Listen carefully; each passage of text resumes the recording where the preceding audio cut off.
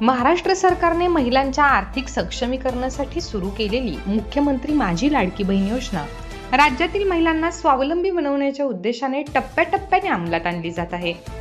या योजनेचा मुख्य उद्देश महिलांना आर्थिकदृष्ट्या सक्षम करणे आणि समाजात त्यांचे स्थान बळकट करणे आहे।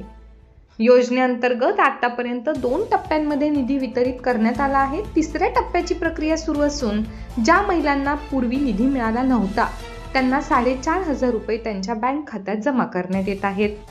ज्या महिलांना जुलै आणि ऑगस्ट मध्ये 3,000 रुपये मिळाले होते त्यांना या टप्प्यात 1,500 रुपये अतिरिक्त देण्यात आले आहेत। काही महिलांचे अर्ज मंजूर असूनही त्यांना पैसे मिळाले नाहीत। यामागे बँक खात्याची अपूर्ण किंवा चुकीची माहिती, आधार कार्ड व बँक खाते लिंक न केलेले असणे किंवा तांत्रिक अडचणी यांसारखी कारणे असू शकतात। तरी 30 सप्टेंबर 2024 पर्यंत या महिलांना त्यांच्या खात्यात रक्कम जमा होण्याची शक्यता आहे। अर्ज रद्द झालेल्या महिलांना त्रुटी सुधारून अर्ज पुन्हा सादर केल्यास 4 महिन्यांचे एकूण 6,000 रुपये मिळतील।